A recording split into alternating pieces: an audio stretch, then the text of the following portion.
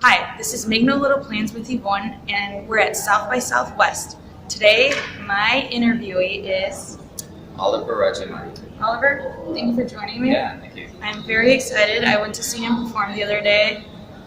Great ambiance. Everyone was dancing. Really great. Can you give us in a couple words just descriptions for yourself? Because you do so many things. Description for myself. Yeah, so like nouns. Singer, what do you play? I sing and play various instruments from different cultures, and I also am internationally I teach a thing called Nada Yoga. It's the yogic science of sound in music. It's a meditation technique, and it's utilizing music as a tool to go to a different forest. Wow, just so many things. Can you also tell us a little bit about, well, we know you're based out of Austin, Texas, from Austin, Texas, where we are right now. Can you tell us a bit about the music you play, the genre? You call it Flamenco India. Yeah, so my music is it has a lot of influences, but the primary influences are Indian music from India and music from Spain, or Gypsy music, really, Romani, I should say, Romani music. Well, I play many different instruments. One instrument I play, I'm actually a classically trained tabla player. Drum. Tabla is a drum from India. So I'm actually originally a drummer, really, but I've also played stringed instruments. And I play an instrument called the sarod, which has 25 strings. And it's kind of similar to sitar, but different. And then there's the father of the sarod, which is actually from Afghanistan, which is called the rabab. And that has 19 strings. I play that. And I play the oud, which is the Middle Eastern Arabic instrument, which gave birth to the Renaissance oud and all that. And then I play flamenco guitar. And I don't really like to say flamenco guitar. I like to say Flamenco India guitar, because what I do has flamenco, but it has India in it, so it's my own version of what I create. Did you study music in college? Where did you go? And if it was around the world, where have you lived to study? Well, my studies in music have been very minimal. I'm more or less a pretty self-taught musician, but I've traveled a lot. I've lived in obviously India, where I actually grew up and studied traditional Indian music, but I didn't really study it. I was exposed to it. I was surrounded by it. I was performing it, and but I also went to an international school, where it's an American school, where I was exposed to Western musical styles, from rock and roll to jazz, classical and Western music. And I lived in Israel, studied Arabic traditions. So as you can tell, we've now moved because there was an event that went out into the hallway. The journalist, so we're gonna have to move and evacuate. Can you take us a little bit into the history of your music? Because you wanted to talk a little bit about that and share that with our audience, please. So the history of what I call Flamenco India obviously has different levels. The one part comes from the history of where flamenco was born, which is in southern Spain. And during that time in southern Spain, when in the 14th century the Inquisition was happening, the Spaniards were trying to get rid of all the foreigners in there. And so there were the Arab Moors who were really southern regions. And then the Gypsies arrived in the 14th century. Gypsies call themselves Roma, they speak a language called Romani. So flamenco was born as a fusion of these cultures, the Arabic culture, the Moorish culture, the Indian culture, and then obviously later on the Spaniards adopted this style of flamenco, and a lot of Spanish folk styles were also included in this style. But the ancient origins of flamenco has deep roots, so it comes from the Middle Eastern culture as well as culture of India. So the very ancient culture is India, where the Gypsies originally came from.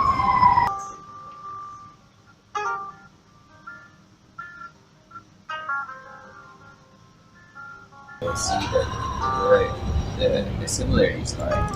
And Very dramatic. Yeah. Like, So there are many differences as well, but one of the differences you can tell in the hand gestures is that in Indian dance, the gestures are a lot more softer, a little more fluid, while in flamenco, it's a lot more aggressive. strike the pose. Exactly. And part of that, goes to show one of the things when you study immigrant people's history, and especially persecuted people.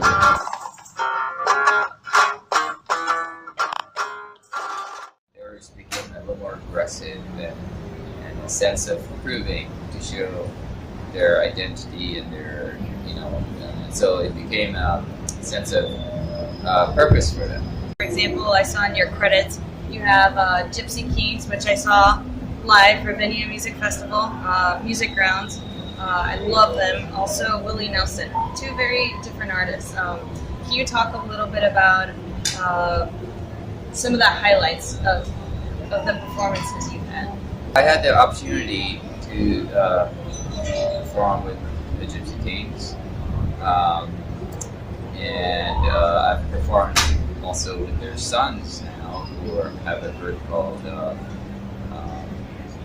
Gypsy Kings All-Star, and they do kind of fusion of Indian and flamenco music. And when was this?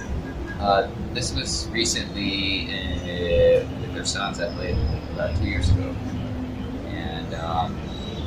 and so I performed at Gypsy Kings on stage, and then I recorded with Willie Nelson. I worked with Eric Johnson, who's a very internationally recognized electric guitarist from Texas.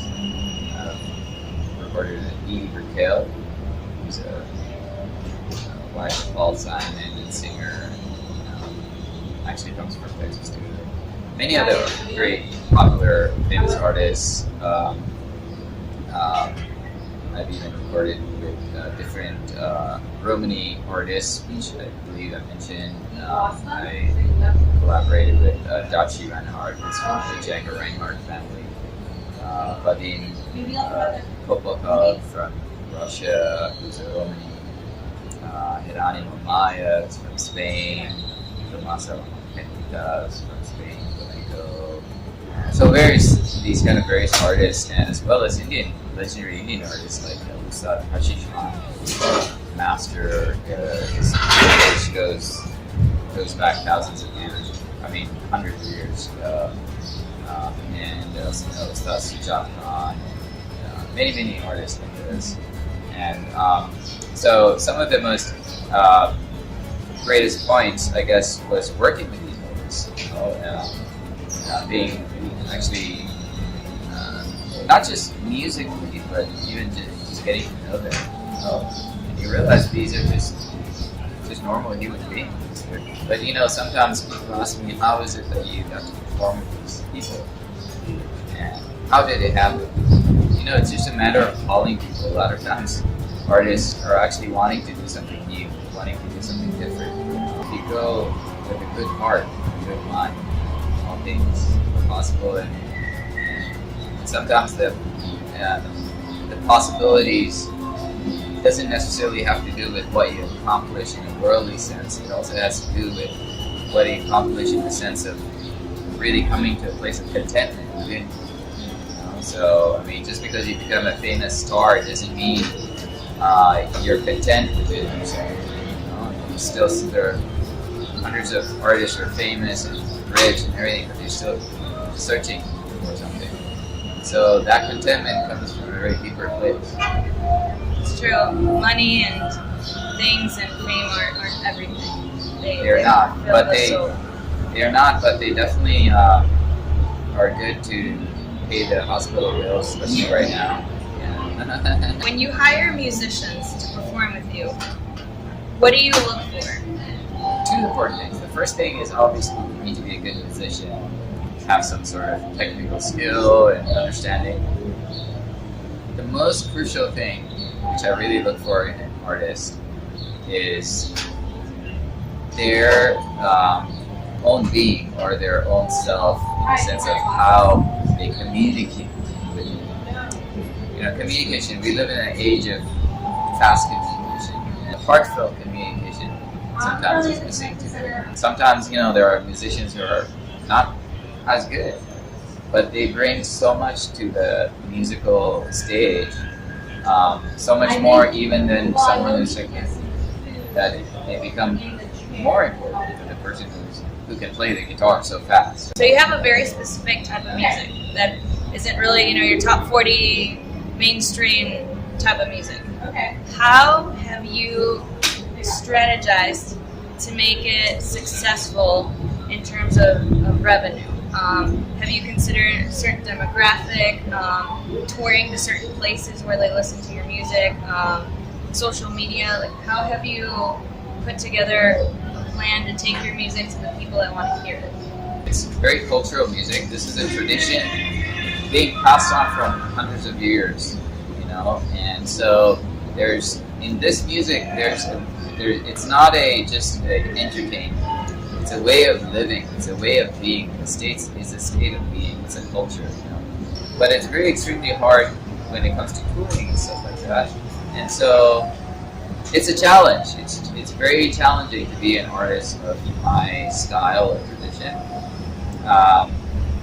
because this is not supported by music industry in that big level. The labels. I mean, there are labels, but still, it's a very challenging place to be. And so because of that, it's a lot of these kind of musical styles which I perform are supported, if you're talking about financially, by different cultural organizations, which do funding for artists like me. So I get, for example, help from the city of Austin as a cultural artist. And one of the things I do is I also do educational programs with those kind of funding. So part of this is not just about, like I said, entertainment, but it's to enrich people's lives, to give them a tool, to give them something more than just entertaining them for an hour, to bring some sort of purpose, because music brings some sort of meaning to people's lives. It takes them out of this crazy, insane world of just work and survival, and it takes them to a different place. Which creates a really great segue for the deeper question of explaining basically what is music, and if you can go into that, take it whichever way you'd like to, because I know you have a very interesting point of view. Yeah, I come from the Indian tradition of meditation. The approach I have towards music is more from that place, a more spiritual place, or more, which I talk about Nada Yoga, for example. It's a deep science of India. So music is more like a science. The essence of music, music is just a word you're trying to describe something we really don't know. The essence of music is a state of being. It's a state of being of this universe. It's not just a person. The state of this whole universe. It's a state of being. It's the closest thing I can come to saying what it is. It's a very mysterious thing. The music touches places that other things cannot go. It goes deep into your psyche and pulls things up, which other things, even science and tools and all kinds of things cannot do. So it's a very deep state of being, and when you're in that state of being, it's It's not sound, it's not vibration, it's not notes, none of this, because those are all just waves on a deep ocean. When you go to that place of state of being, when you fall into the ocean and you go deep inside, you'll understand there's a stillness there. You know, the waves are just water and they're just part of the ocean. So they are born and they die back into the ocean. Just the same as a note comes out of nowhere and it goes back to nowhere. You know, a musical note, just like a bird, which comes out of nowhere and goes back. So this is the state of being of all human beings, all of life, all of the universe. Who are you influenced by? One artist I've been influenced, I guess, musically, I admired his playing, I would say, is an artist by the name of Oliver Rajamani. Oh, yeah. And I had the great opportunity to meet him. Spaniard, right? Spaniard. So I had this opportunity to meet and play with him, and everything was amazing. That was a great moment in my life. There's a lot of influences, but I've got to be honest. To tell you the truth, the greatest inspiration in my life has been my own life. Because everything I write about is from them. It's from my life. It's inspired from my life, from my personal experiences with other people or other cultures or what it is. I've had this very interesting life. So maybe that's probably why I say that, because I've traveled so much, I've done so many things. So it's very inspirational. So life itself has been the biggest inspiration for me, if you want to put it that way, because I admire other artists, but I'm not someone who looks at any human being as someone greater and less or anything. I approach every human being, whoever it is, even a famous artist, even Paco, Gipsy, or whoever, or me, or you, or myself, as just another human being, you know, and because, but they have talents, they have amazing things they do, but when they take those talents and they can connect to the other person from a very beautiful, humanistic level in a very deep spiritual place, that connection becomes very rewarding. Oliver has agreed to do a little improvisation game where he's going to make up a song as I show him a few images that actually my nephew Fabian drew for me. It was a business transaction, so he got rewarded. Hey, my name is Tuco, and I am kneeling near a garbage can. There is a banana skin next to me, and there are many, many tires, because I am now next to Bob's tires, and I'm looking down the road, and there's a pickup truck coming down, and it's pink colored. Oh, my name is Tuco. Oh my God, I think I just fell down on the basketball court. But there is a motorcycle in the middle of the basketball court. I don't know if this is a dream or reality.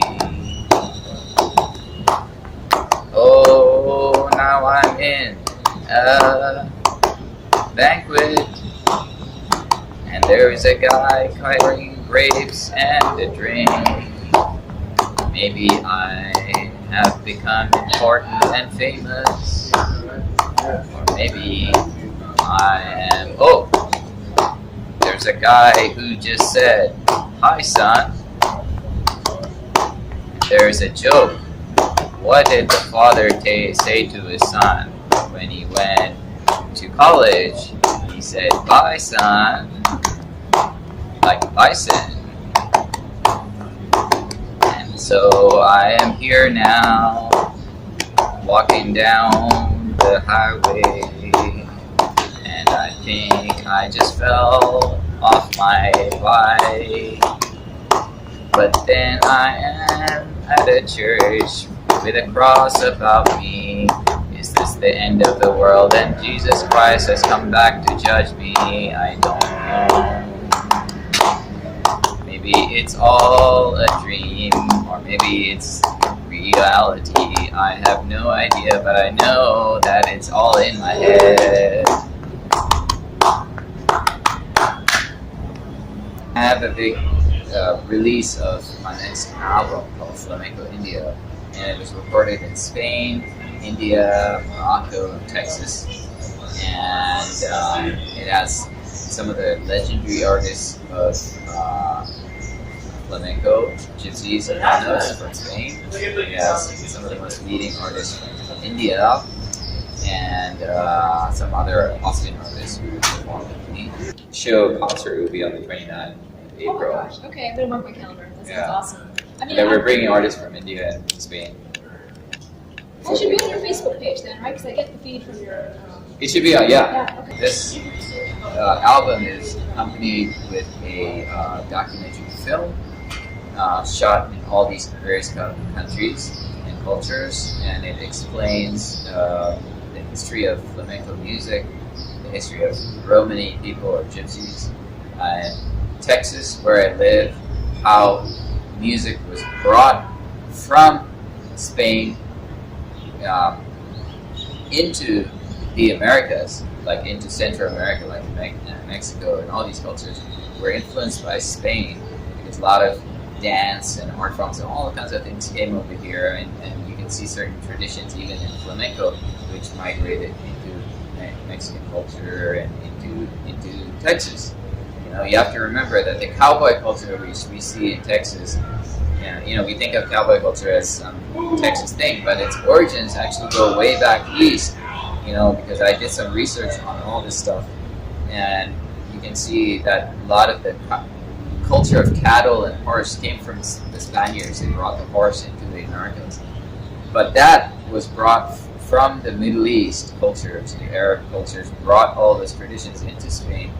And they still, like, for example, we use Buckaroo, means cowboy in English here. It's like Arabic, it's Bakara, which means like cowboy. Everything's connected. You know, we have roots in all these other old cultures. And so this movie talks about all these things. I have one final question, if you can complete the sentence.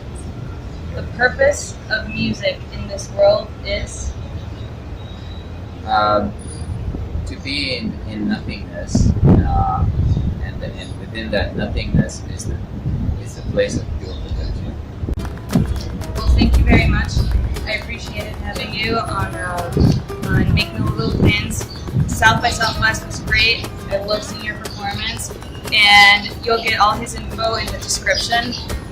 Stay tuned to the next episode. Thank you. This was Make No Little Plans.